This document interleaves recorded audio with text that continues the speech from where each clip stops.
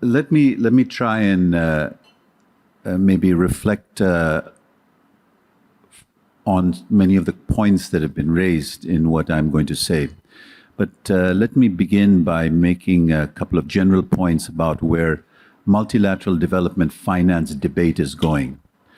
Today, the debate, if I could summarize it, is the following. How do we get the World Bank Group and the MDBs to go from being lending institutions to becoming leveraging institutions? That's the challenge that's being put to us. And I think that why is it that this is the question that's being put?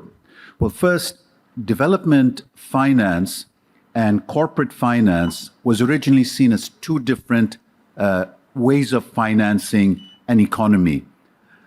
Over time, we began to see them as the same finance with different risk profiles.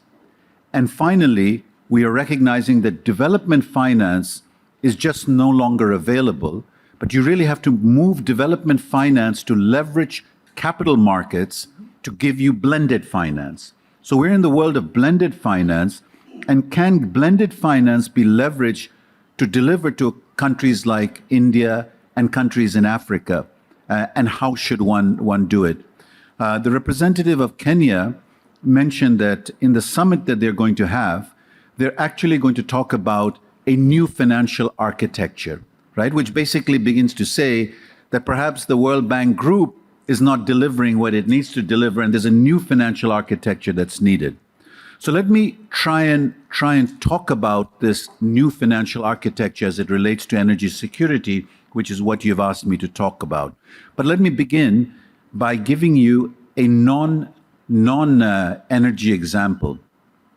Just 2 months ago in Ethiopia, in middle of its challenges, has introduced the first private telecom operator. All these years it was a state telecom operator, it is now a private telecom operator. And you have companies like Vodacom, Africa, Vodacom, UK, Japan Investment are putting in $1.8 billion into this telecom operator. They've come to MIGA, the Multilateral Guarantee Institution, and we have used $175 million as our base to guarantee $1.2 billion of private investment into Ethiopia, right? Not a single multilateral loan here. It's $175 million of our capital, which we have guaranteed, and we've structured the guarantee to attract $1.2 billion of private money. Now, if you step back, MIGA was created in 1988 as one of the institutions of the World Bank, and we were given $366 million. We have never been capitalized ever since.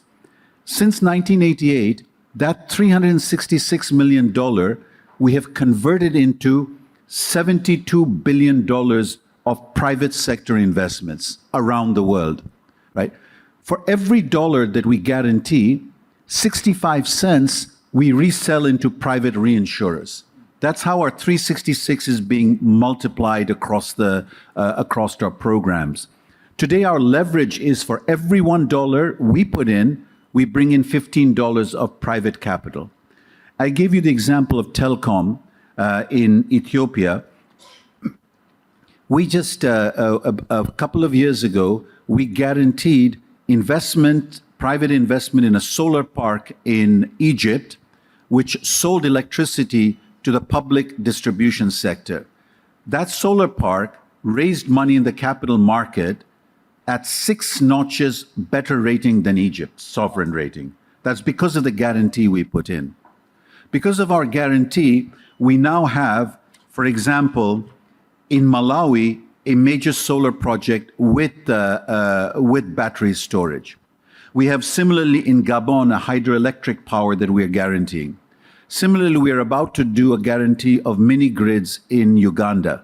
All of it is bringing in private capital in through this leveraging story. Now, we're beginning to now move from transactions orientation to moving towards much more programmatic way. So in India, for example, We spent $2 billion in the freight corridor of India, which is basically an electrified freight corridor. So we're beginning to move diesel-based freight movement from the road onto electrified freight corridor. You can imagine the greenhouse gas emission it saves. Now what India has done is it's asked us to take DFCCIL as a company into the global markets. So $2 billion of IBRD now follows a MIGA guarantee so DFCCIL can bring in private capital. This is an example of where you take the greenfield risks with IBRD and then pass it on to MIGA to go into the market. If we can now, in India, take Power Grid that still has $1 billion of IBRD past its greenfield risk and a few other investments, pool it together and take it to the market, we would be able to bring in huge amounts of money into development. This can be done it is being done in Africa, it can be done in scale in Africa, and it can be done elsewhere. But remember, $366 million, that's all we got.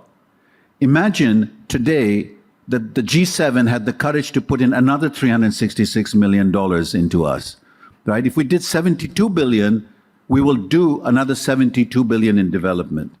So when countries ask for new financial architecture, they need to look at existing financial architecture and see how can you move from lending into leveraging.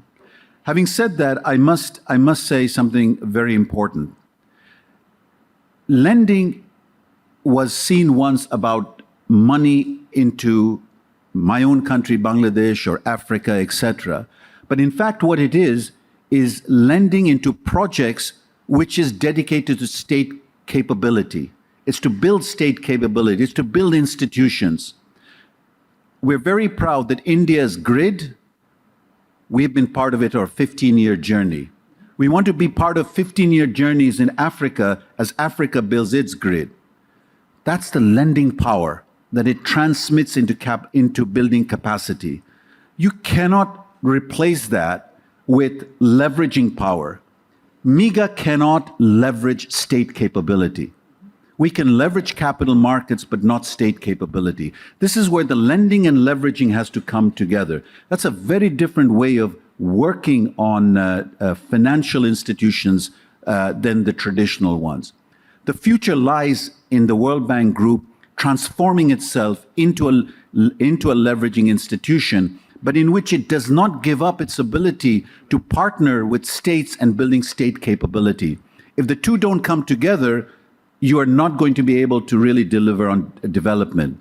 But when you deliver finance at scale, you have to delink state capability from access to finance, which means we have to discover new instruments of how to deliver state capability. You can delink, but you mustn't de-emphasize. So the future to us is we will bring capital markets in. We've been doing that and we'll be able to do it. And the role of MIGA is going to grow in IBRD, IDA, and IFC. And I think that we will find ourselves that Africa, which by the way, people will not believe this, 30% of MIGA guarantee is in Africa. That's the largest investment. So your question about the perception of risk, we're unbundling that perception for Africa. That sub-Saharan Africa's 30% of MIGA is not known. But we hope in the next round, as we move up, we will be able to really bring in more of the investors. But what we want to do is bring in South-South investments much more across Africa. And what I heard today gives us that kind of a base. So Junaid, before we thank you for your intervention, I have a question for you. As the world moves increasingly towards a fast evolving technology-driven landscape for energy and for development, are you convinced that the managers of MIGA and the bureaucracy in DC, the bank generally, is being able to keep up with both these objectives of leverage as well as of building state capacity? And how is the institute itself responding? I am hearing complaints that prudentialism is at its peak in DC at a time when we need a new pioneering ethic defining the bank? So I have to be careful how I answer that question. We have a new president, President Ajay Banga. And President Ajay Banga is talking about transforming the bank and making it future ready. So what he's saying is a bigger and better bank is not sufficient. It's a different bank that we need. And surely we were created during Bretton Woods in 1947, and we've evolved since. Today, the world is different. Today, the very governments that we serve must be much greater owners of who we are and transform who we need to be. So there is, I think, a major change process that's ongoing with MDBs. What I explained about MIGA, most people have not heard of MIGA, right? As President Banga says, I have a secret weapon, it's called MIGA, except the problem is it's too secret, right? Very few people know that we've converted 366 million to 72 billion of finance, of which 30% goes to Africa, right? African leaders don't know this. So if we can position MIGA in a different way inside the bank will change. But as with all change processes, it is very hard to ask a bureaucracy to change itself. Unless the voice of the owners are clear what they want from us, we are not going to be able to change. So I'm looking towards my own country, Bangladesh. I'm looking towards India, and I'm looking towards Africa, because I think we will be judged, as Mr. Wolfenson said, by what we do for Africa. If your voices don't say what we need to be, we will never be what you need us to be. One comment I must say, whatever communique comes out of this G20, it must recognize that there is a revolution that's happening in Global South. All these examples we heard of energy transformation is not well known nor understood by the Global North. There is a revolution going on, and that revolution needs to be documented very, very strongly. And that's when you begin to pivot the MDBs into that story. So you've asked a tough question, and I think internally to the World Bank Group, we're all fastening our seatbelts, because I think this is going to be a tough journey in the next 6-7 months. Damilola, you want to add something? I think we're going to get that. I just, as someone who had to go through a World Bank process, I see it slightly differently. But I'm very, very glad that MIGA is having that voice. I'm very glad that MIGA is going to decentralized energy. And if you have concrete examples of what to do, I think this will be a role for the Nairobi conference, and possibly getting something, the Nairobi communique, on guarantee instruments, that's what African countries also want as security. But I would just plead with you that the process of going through a World Bank and MIGA process are 3 years of my life I can't get back, that I don't even think I saw my children, And it was for a country like Nigeria, where we flew back 24 of the smartest Nigerians I know, he knows in REA, to even go through that process. And I went to DC personally 21 times. We are now I just want us to be really honest about what it takes to get through the process. Junaid, we're not going to belabor the point, but in today's world, we get loans on our apps. We have to move to MIGA to that app economy. I mean, I don't want to be frivolous, but I've been in the World Bank 30 years, and I can proudly say that if the World Bank didn't exist, you would have to create the World Bank. That's how much I believe it's so important for the world. Correct. But it has come to a point where the world has changed. We have changed along with it, but we are at an inflection moment. In that inflection moment, we have to change significantly. And you're absolutely right. This is not going to be an easy process, right? But if we change, what every one of you today have said, the returns are so high. Right? So I don't know if we can do an app, but the spirit of how you deliver is very, very important, right? No, but listen, we believe in the bank, and we wish you all the best to make this an effective tool for the transitions that all of us seek. And please join me in applauding Junaid for his intervention.